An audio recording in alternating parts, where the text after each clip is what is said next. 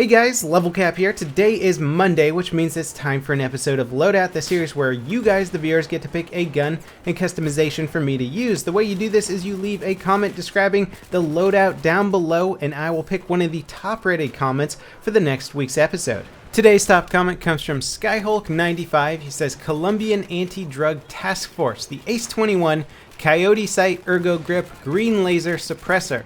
FN57 Ghost Ring R2 Suppressor, Tri-Beam Laser, C4, Tugs for Spotting, Survival Knife, or ACB-90 as they use for cutting open drugs. Green camo for everything. And as you can see, I'm certainly making great use of that green camo in Operation Locker Rush here. I'm going to go on this crazy offensive here, which is actually going to make some decent use of my C4. The suppressor is keeping me hidden once I push up to this little corner here, and nobody can really figure out where I am. People are dropping ammo and health for me, and I've got the one little sliver of cover where people can't seem to find me, and I'm just racking up kills. I think I get 13 kills in this kill streak. The entire enemy team is just funneling into this area, and then I realized, you know what, there's so many guys out here, it's time to throw a little bit of C4 and be that guy. So I don't even know how many kills I'm getting with the C4 there, but it's just racking up tons of points. As you can see, I'm well over 1,000 on this life. But alas, we are playing Lockers Rush with 64 players, so even though I'm racking up the kills, taking out tons of enemies here, ultimately it's going to be pretty much impossible to push past, and eventually somebody comes up here and takes me out. Now, the Ace-21 is an awesome carbine. It has a nice 35 round magazine plus one in the chamber for a total of 36 available shots. That's going to give you the ability to take down 3 people, 4 people if you're being accurate enough and using your ammo wisely. It's just a very nice high capacity magazine while still maintaining a decent damage output. This is actually one of my favorite carbines for most medium range engagements. Now, the Ace is really just a more modern version of the Galil. In fact, on the Israeli IWI website, it will say the Galil Ace. So it's really just an updated version of the Galil, which is a popular assault rifle from Israel that is just designed to be really robust, handle lots of different environmental conditions.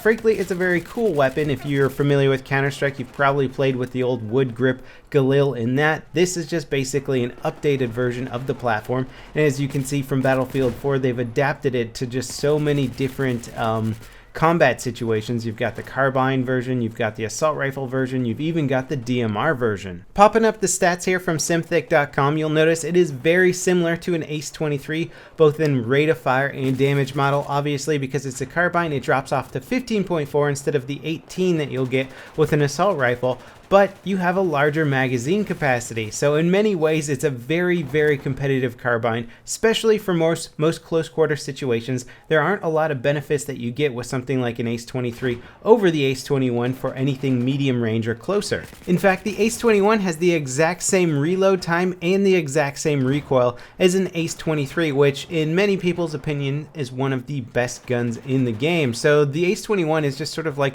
a mini Ace-23. Where it kind of lacks compared to the Ace-23 is its aiming down sight accuracy. It has an aiming down sight accuracy of 0.3, where the Ace-23 starts off with a 0.2. So the Ace-23 is going to be a little bit better for long range engagements, but the Ace-21 does have a larger magazine and its hipfire is significantly more accurate, clocking in at 2.0, where the Ace-23 has a 3.0 hipfire. So just to give you a good idea of what the differences are between these two guns, because visually on screen, it's very hard to tell the difference. Now, I didn't have the green laser sight from the loadout. I did have a red laser sight, which I slapped on here, and I've been turning it on and off in situations where I need to use it. Most of my combat situations based on my playstyle end up being at medium range or longer range, and I switch the laser sight off for that so I don't give away my position too quickly. You'll notice, in fact, if you're playing with a gun with a laser sight on it, just by tapping it on, it's going to pop you out so much faster. You're going to shoot somebody, they're going to return fire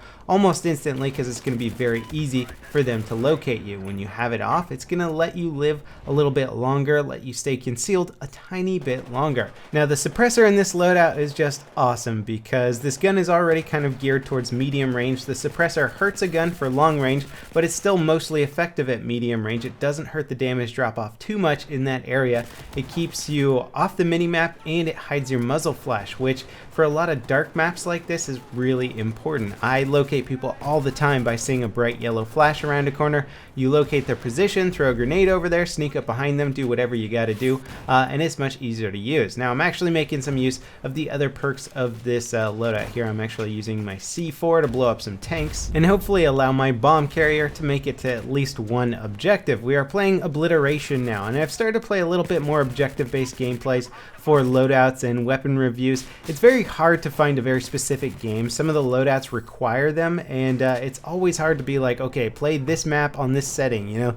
There's just not enough Battlefield servers right now to be that specific with game mode. So I kind of just have to play around a while, find a game that I like. Team Deathmatch has always been an easy one to find fully populated servers, but I'm trying to focus a little bit more on some rush game modes here and there, a little bit more Obliteration, things where infantry can still do well and not get completely spanked by the vehicles. Now C4 is a great anti-tank deterrent. The problem is you got to get in close enough. Now the suppressor can definitely afford you a lot of situations where you can sneak up on tanks and stuff like that, but I gotta say, for just a good old firefight or a big city battle or something going on with lots of armor in the distance, rocket launcher and RPG, anything that can deal damage to tank at range is definitely going to be my preference. You almost always die when you go for that C4 kill on the tank, although it is really alluring. I'm drawn to it like a moth to flame. I almost always die, but it's just this little target that you know you're going to feel so good if you manage to sneak up behind it, stick some C4 to it, detonate, and run away. Now that being said, my team is getting absolutely hammered both by vehicles and the infantry. It feels almost impossible to stop the enemy team this round,